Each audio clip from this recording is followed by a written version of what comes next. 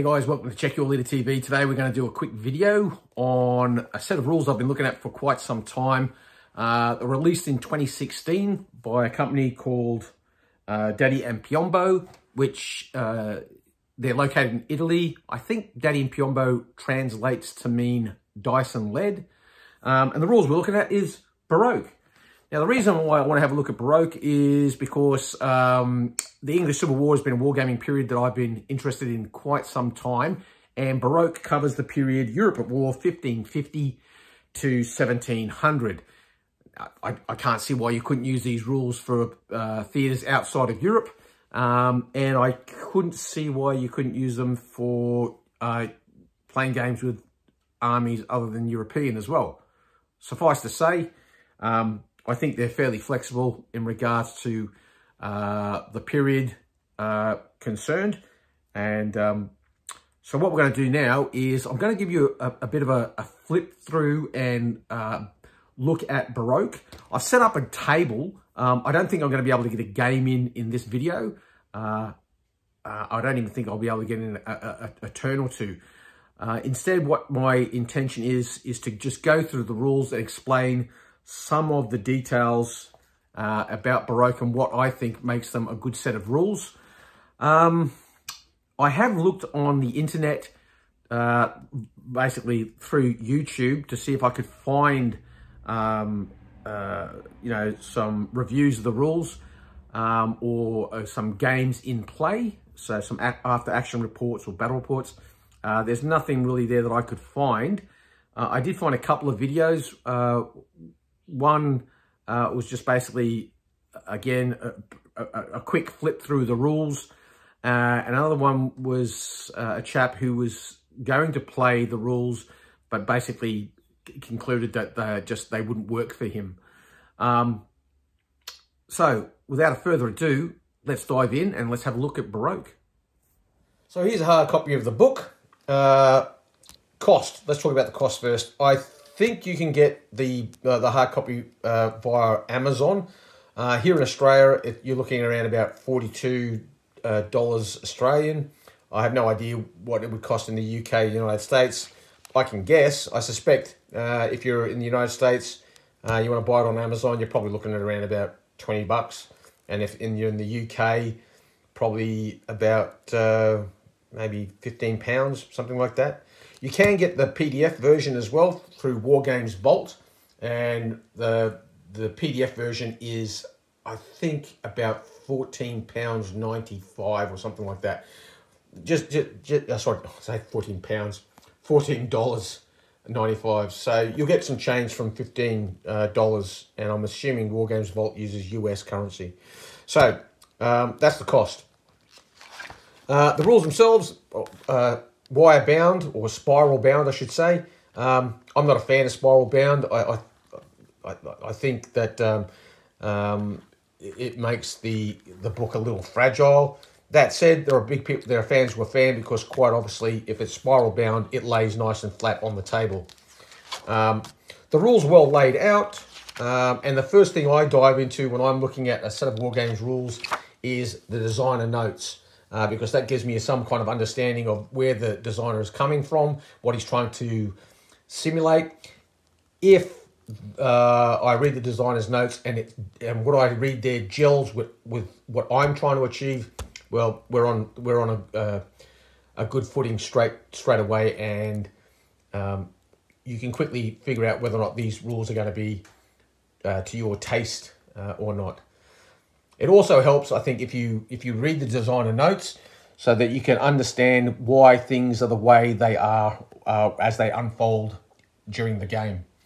There is a very good index. It covers all the relevant topics in the rules that you need to understand, and it's well laid out, and you should have no problems finding what you're looking for if you go to the index. I know I have had no problems finding things quickly. And at the end of the day, that's what you want from an index, something that will point to you to where you want to find the answer quickly. Okay. Next thing I want to look at is how the troops are defined in Baroque. The troops are broken into two major classifications, being mounted and foot. Your mounted troops are then subdivided into things like gallopers, trotters, ritters, sapahis or sipahis, then light cavalry, and horse and musket. So these are cavalry with attached command shot, for example.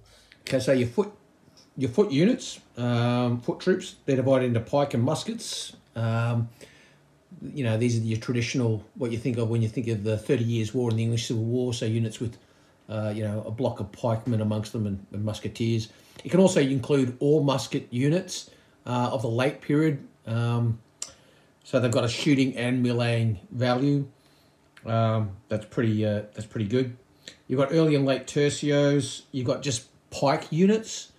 So I'm thinking, you know, the late period Landsknechts. Irregular warband like clansmen and the like.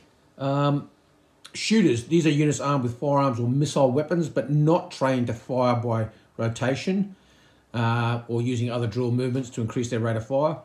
Then you got skirmishers. These are light troops, usually armed with the best kind of muskets. Dragoons.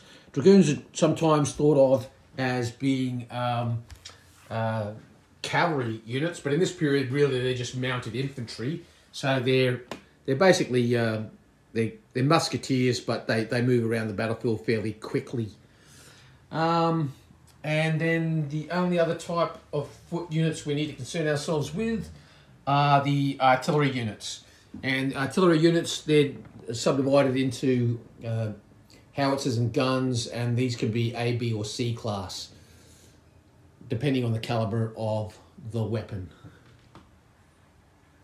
So if we start at the back of the book, which seems to be an odd way of doing it, but if you start at the back of the book, you'll see that there are army lists. There are only a few army lists included in the book. You have 30 Years' War Catholics and 30-Year War Swedish, English Civil War Royalists and Parliamentarians for the early part of the English Civil War, and then you have Ottoman Turks, later Imperials, and later Polish. I haven't seen, I'm pretty sure there's not a strict point system in the rules, but there are plenty of other army lists at the Daddy and Piombo website, so you can download some army lists from there as well, and it would not be difficult at all to create armies for these rules. Okay, so what I've done here is I've set up a game, an English Civil War battle. On this side here, we have the Parliamentarian forces, and over yonder we have the Royalist forces. Basically, I've gone with about 800 points per side. Now, table size, let's just talk about 28mm. 28mm for games that are under, if it's under 800 points, generally speaking, you're looking at a table size of 6x4, you know, traditional 6x4. So you can play 28mm on a 6x4 table quite easily if you keep the points somewhere between 500 and 700 points. If you go above that, 800 to 1,000 points, you're looking at a 6 foot by 6 foot deep by almost 8 foot wide. Now, what I've got here is just over 800 points, and what I've set it up on is a 5 foot deep table, and it's about 10 foot wide. But generally speaking, you get the idea. It is playable on your standard 6x4 table. I think 6x4 is pretty much the accepted size for playing most war games these days.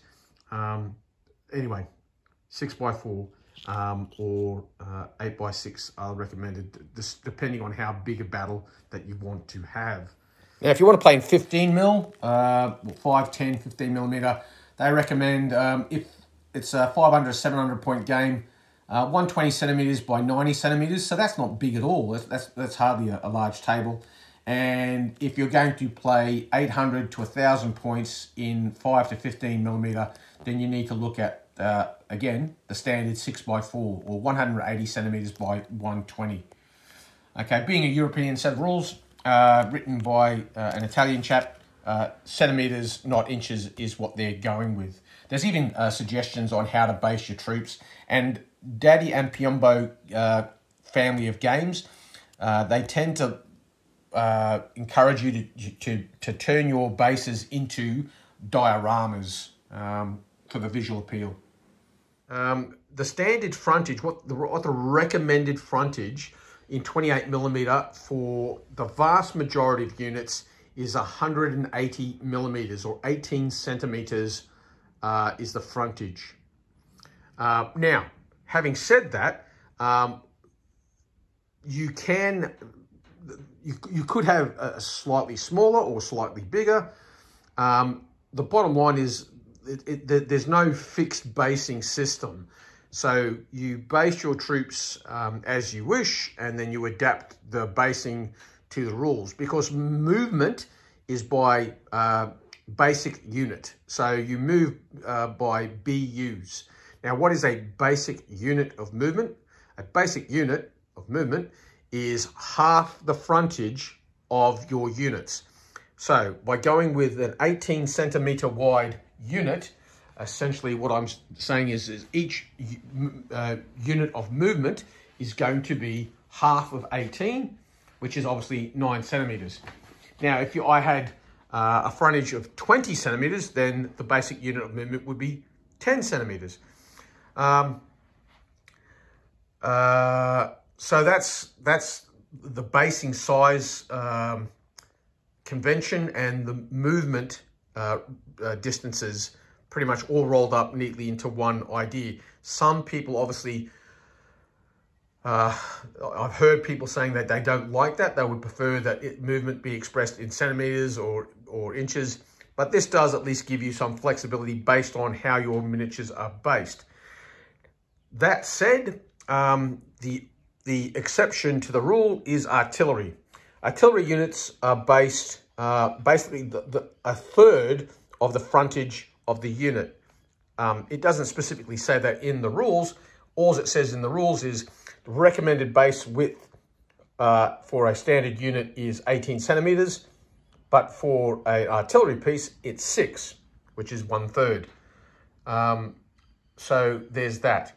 Depth of units is not terribly important. Quite obviously, you don't want to go to some extremes and have, 18 centimeters wide and 26 centimeters deep, because, that might cause problems. So there are suggestions on depth, but it's stressed in the rules that depth is not so much a big deal. Frontage is what matters. Your generals and your commanders, they're just individual figures. You can base them as you see fit. You measure from the miniature, not from the base. So base sizes can vary, because you're not measuring from the edge of the base. You're measuring from the head of the figure. As you can see, what I've done is my units, they're 18 centimeters wide, but I've broken them up into individual 6 centimeter wide bases. The reason for that is purely for flexibility. If I had gone with just a solid 18 centimeter frontage of the unit, you would realize you could really go to town in regards to creating little dioramas. I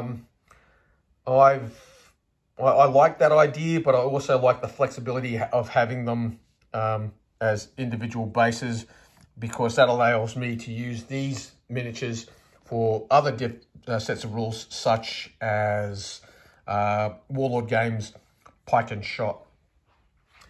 Okay, so they're the conventions on basing, and roughly. And like I said, movement is done by based on the half width of each base. And because each base is 18 centimeters, a BU is going to be 9 centimeters.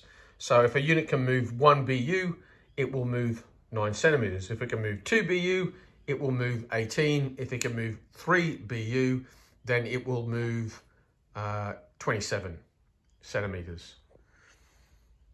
Okay, now just before we go on, a quick word in regards to individual commanders and the command structure that the armies have. Obviously, you're going to divide your armies up into commands, and each of those commands will be commanded by a general.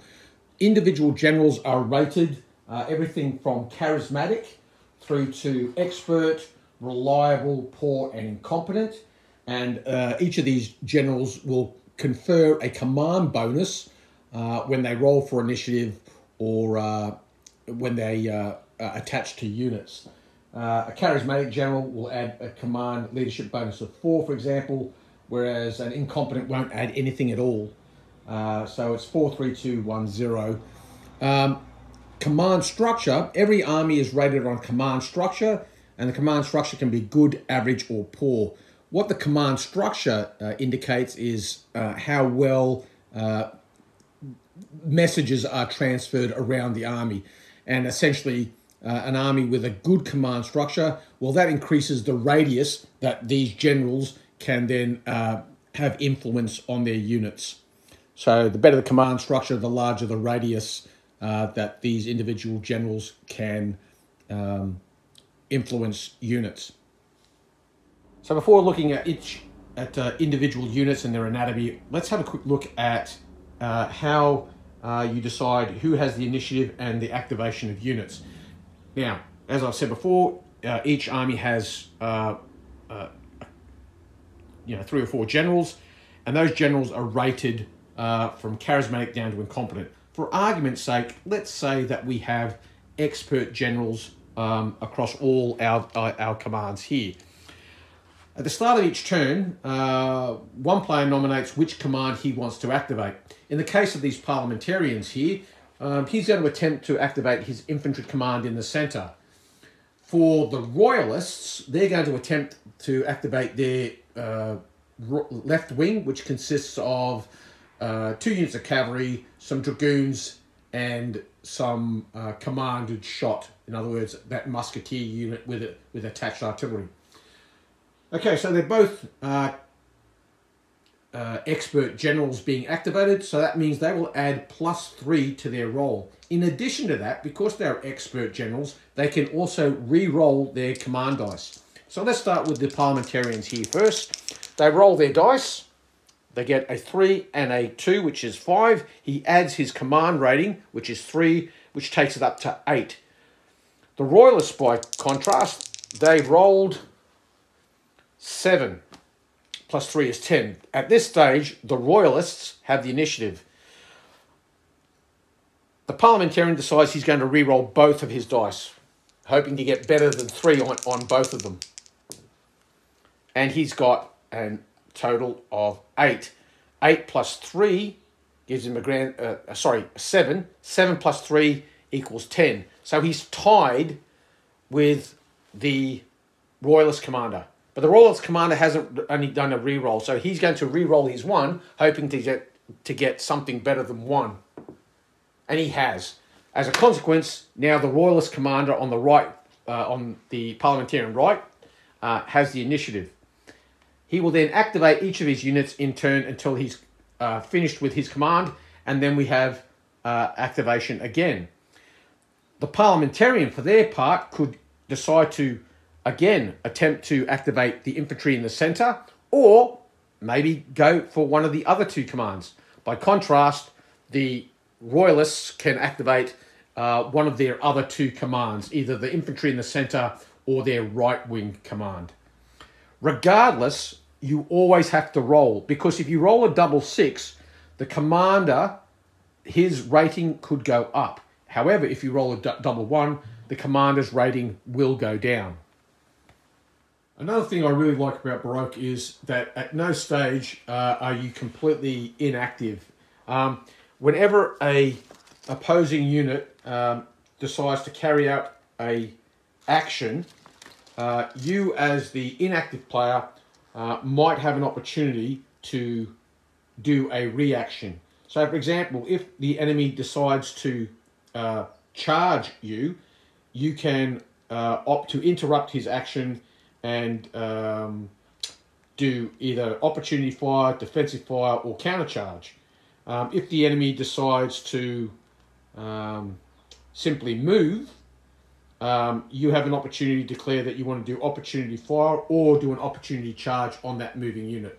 So you're engaged at all times, even when it's not your initiative, it's not your phase. So, and that's one of the things I really like about Baroque. So now let's look at the anatomy of each unit in Baroque. Okay, so when we're talking about the anatomy of the unit, what we'll do is, let's just look at a pike and shot unit. And in this case, what we'll do is we'll look at these guys here, Prince Rupert's Foot. They're basically classed as veteran pike and musket unit. Okay, so the first value you'll notice on any of the unit's statistics is the M value. That indicates its movement value.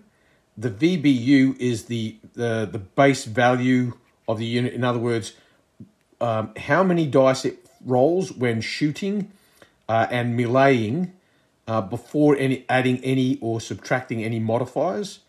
Then units that have the ability to engage in hand-to-hand combat or initiate hand-to-hand combat, they have what they call a impetus bonus.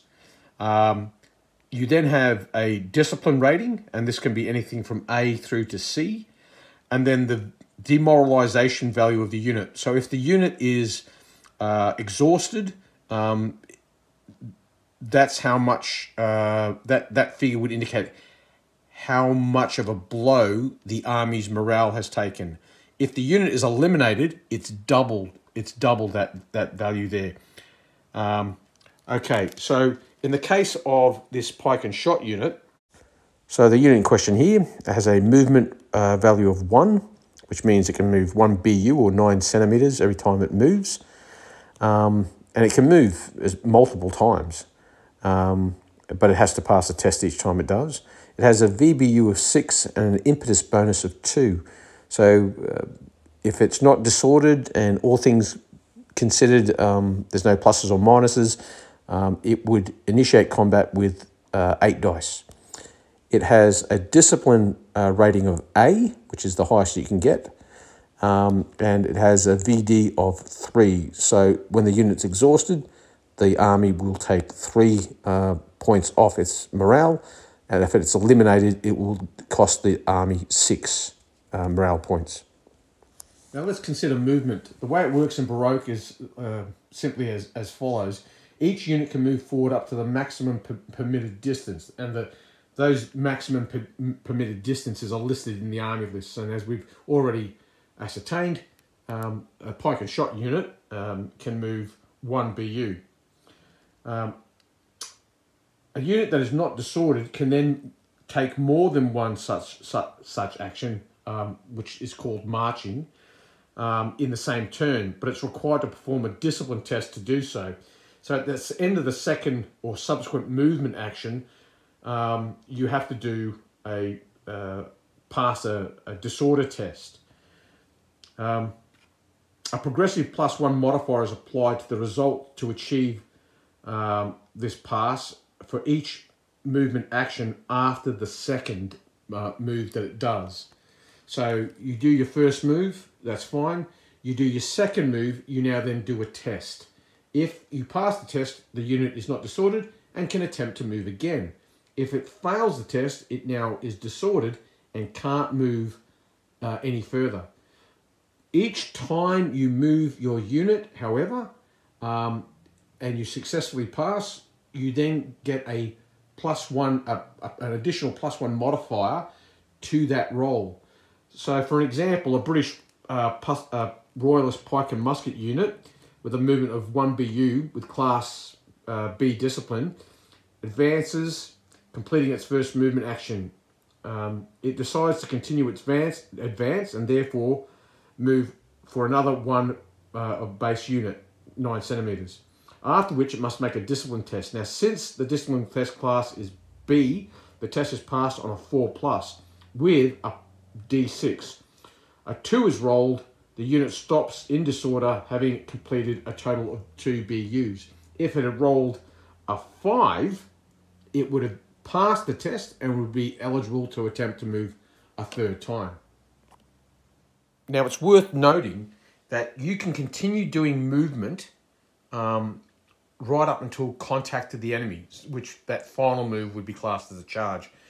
And we'll, you know, I could go into the rules of charges, but I'm just trying to give you an overview of how the system works.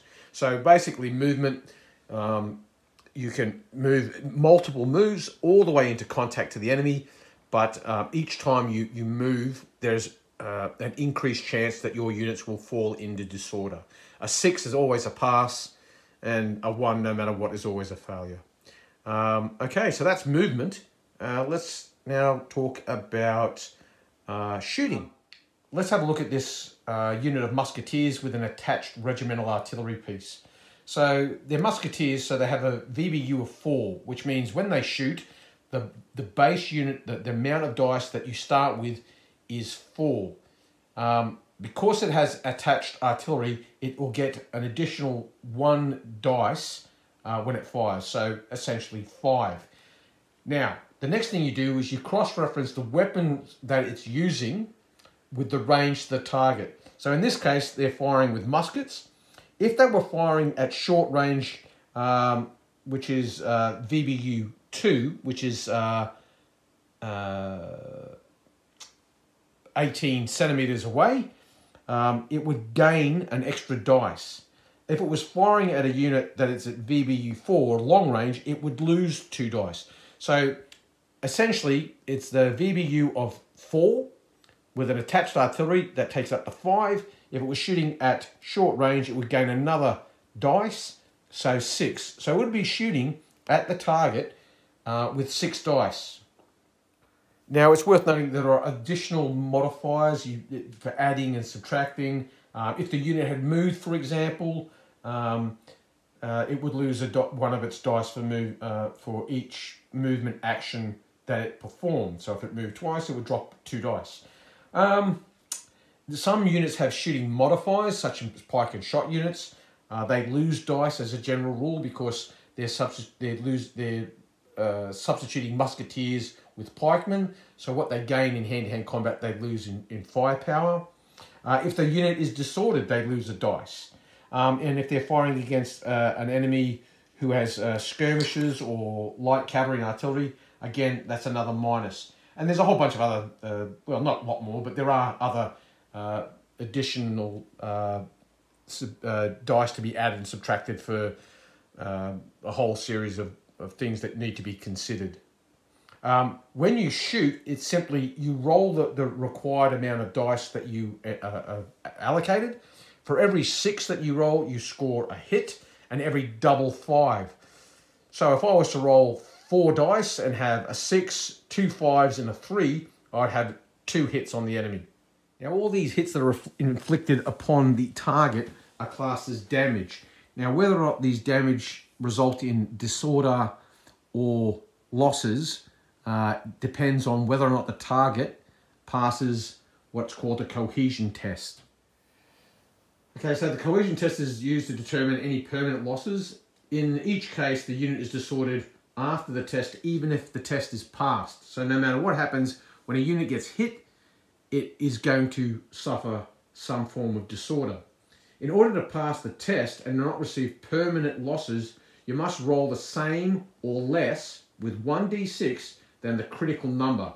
This is the value of the VBU, the basic unit value, from which the damage suffered at this stage has been deducted. Now, example is a unit with a VB of 3 is disordered, it suffers 3 damage. The critical number in this case is 1. With a roll of 1, the test is always passed, and with a roll of 6, the test is always failed. In the event of a test failure, the unit takes 1 permanent reduction to its VBU for every point it rolled over the critical number. The critical number can be modified, so there's a +1 modifier to the critical number if the commander of whatever level is attached to the unit. So the minute you have a general attached to the unit, he's going to give them more chance of not suffering a loss. If the cohesion test is a result of being fired at, A modifier of +1 is applied if the shot comes from short distance, and +2 if it comes from long distance or extreme range. Now, obviously, if you do attach a general to a unit to make it a little bit more robust, there's always a risk to the leader when he attaches to the unit. So that's a thing that is worth considering as well. So from all that, you can conclude that it's easier to pass this permanent loss or critical number test if you are taking casualties from fire or you have officers attached. The test is harder to pass when it's hand-to-hand combat. Okay, so now what I want to look at is the melee phase. Now, melees in Baroque are resolved pretty much the same way as you resolve shooting, insofar as you count up the amount of dice that you have, including the impetus bonus. And it's important to notice here, note again, and I'll reiterate it, that the only units that can initiate a combat, or that is to charge the enemy, are units that have an impetus bonus of 1 or more. You total up your dice. There are modifiers, and then you have opposing dice rolls, whereas again a 6 is a hit and a double 5 is a hit, and 4, 3, 2, 1s are misses.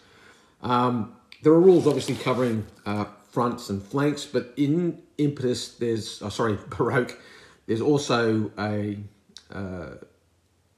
close combat known as a side attack, which is different to a flank.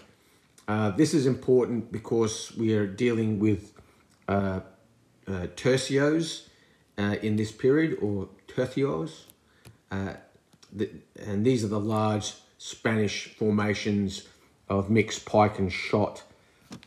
So obviously you have frontal charges, side charges, and flank or rear charges. Frontal charges are charges that start when you start wholly in the front sector of the targeted unit. A side charge is if you start your charge outside.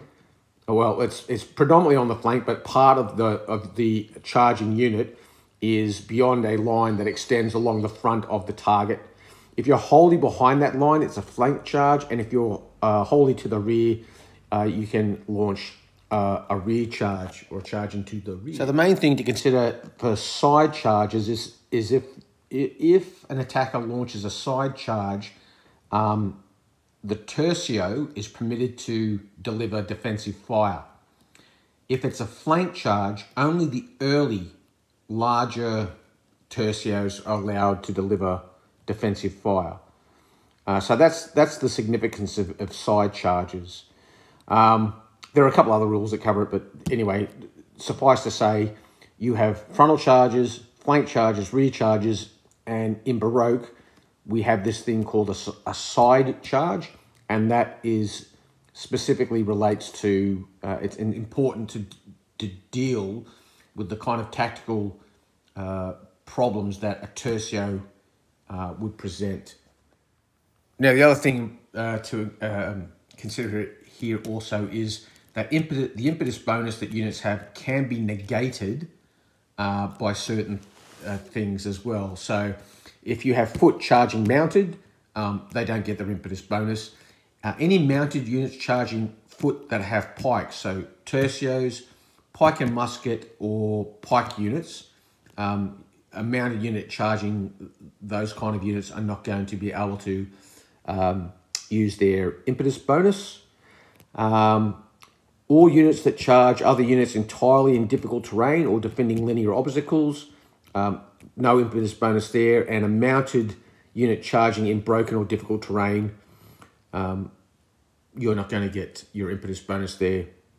And if there's a fortified camp and you attack that, no impetus bonus as well. Now, there's a whole bunch of other rules relating to, in melees, that relate to retreating units and pursuing, losses of commanders in melees, and then obviously multiple melees as well.